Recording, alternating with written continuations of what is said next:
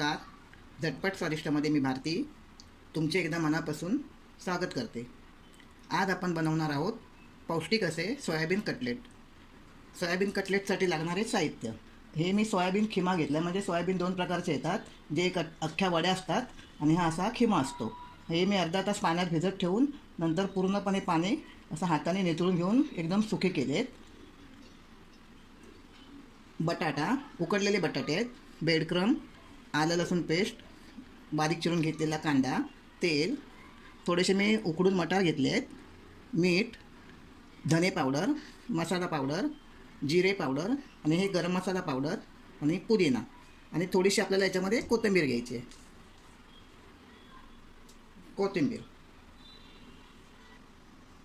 चला तर आपण आता कटलेट करायला सुरुवात करूया. कटलेट करण्यापूर्वी आपल्याला काय करायचं आहे, आपल्याला हे सगळे साहित्य एकत्र घेऊन मॅरिनेट करायचं आहे. आता ते कसं मॅरिनेट करायचं ते तुम्हाला मी दाखवते. सगळ्यात अगोदर काय करूया, आपण हा खिमा घेऊया सोयाबीनचा.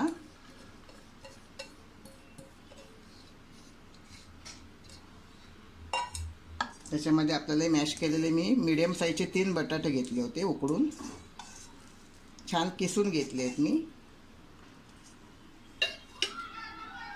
मीडियम साईजचे 2 कांदे घेतले आहेत बारीक चिरून.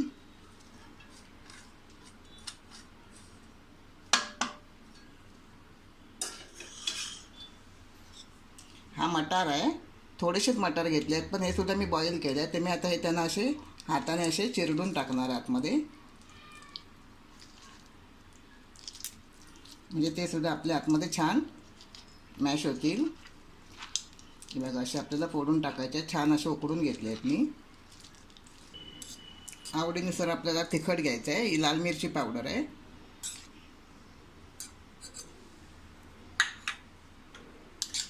एक चमचा धना पावडर,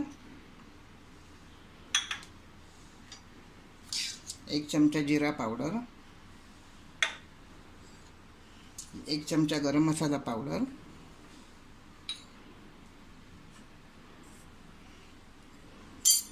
ही पुदिन्याची पानं आपल्याला अशीच तोडून टाकायची आहेत. आणि पुदिन्याच्या पानाने आपलं छान पचनसुद्धा होते खाल्लेलं आणि खायलाही खूप चविष्ट लागतात. कोथिंबीर,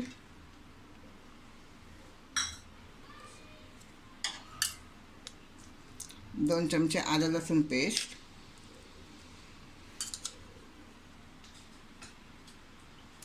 थोडंसं आपल्याला याच्यात ब्रेडक्रम घालायचं आहे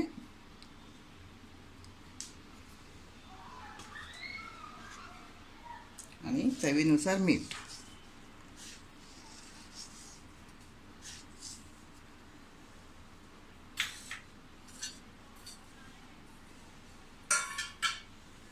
आता हे आपल्याला एकदम हाताने एकजीव करून घ्यायचं आहे.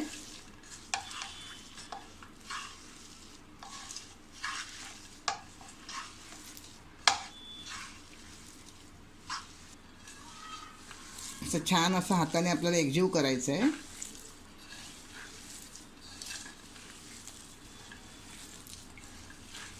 अगदी चविष्ट होणारे सोयाबीन कटलेट आहेत आणि खायलाही छान एकदम लागतात आणि बनवायलाही झटपट होणारे आहेत.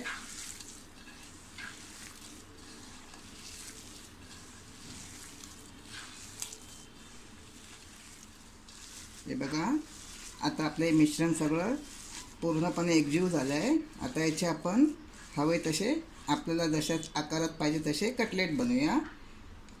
जे नॉनव्हेज खात नाहीत त्यांच्यासाठी हा उत्तम पर्याय आहे. त्यांनी हे एकदा नक्की ट्राय करून बघा. यात भरपूर प्रमाणात प्रोटीन्स असतात, ते आपल्या शरीरासाठी खूप फायद्याचे असतात. आता आपण असे छोटे छोटे जसे तुम्हाला हवे असतील, मी थोडे चपटे करते कारण मी डीप फ्राय करणार नाही आहे, शॅलो फ्राय करणार आहे. असे ब्रेड क्रममध्ये टाकूया.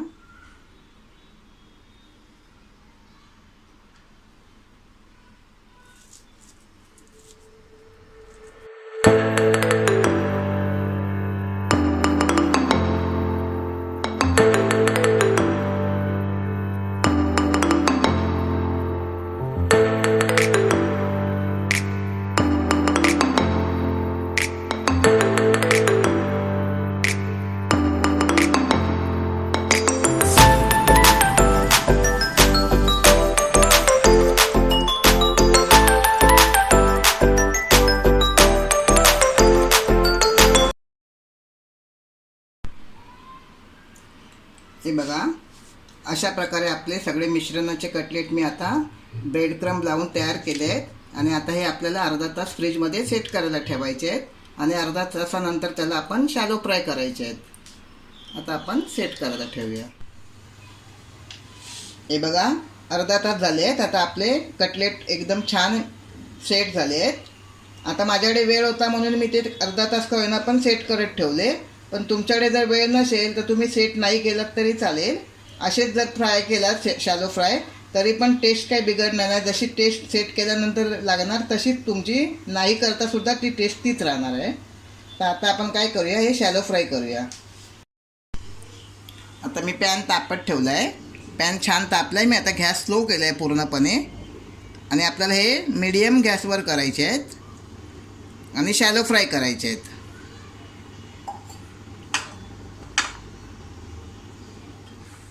थोडंसं तेल तापू दे आपलं। आता आपलं तेल तापलं आहे। आपण एक एक आपला कटलेट आतमध्ये ठेवूया। परत सांगते की आपल्याला हे फक्त मध्यम गॅसवरच करायचं आहे।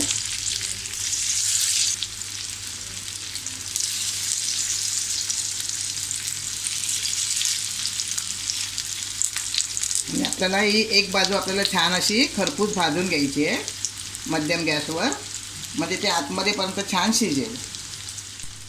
आता आपण बघूया आपली एक बाजू खरपूस अशी भाजून झाली आहे का। आणि हे कटलेट फ्राय करायला जास्त वेळ लागत नाही आहे। बघा किती छान असं खरपूस झालं आहे भाजून।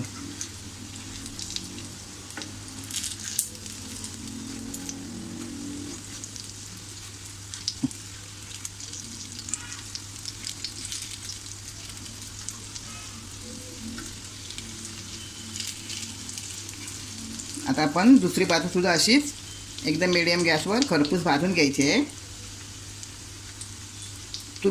तुम्हाला जर माझे व्हिडिओ आवडत असतील तर तुम्ही माझ्या व्हिडिओला लाईक करा, मित्रमैत्रिणींना शेअर करा आणि माझ्या चॅनलला सबस्क्राईब करा।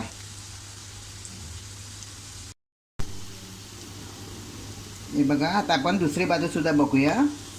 हे बघा दुसरी बाजू पण आपली छान अशी खरपूस भाजून झाली आहे।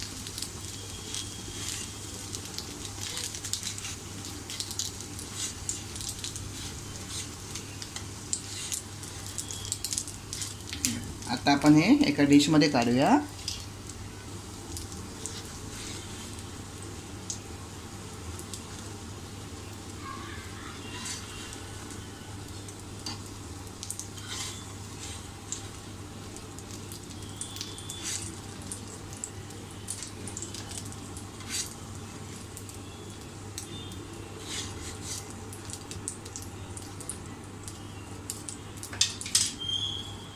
अशाच प्रकारे आपण अजून दुसरे कटलेट फ्राय करून घेऊया। आपल्याला तेल जास्त वापरायचं नाही आहे, कारण सोयाबीन तेल आतमध्ये आपल्या याच्यात खेचून घेतं।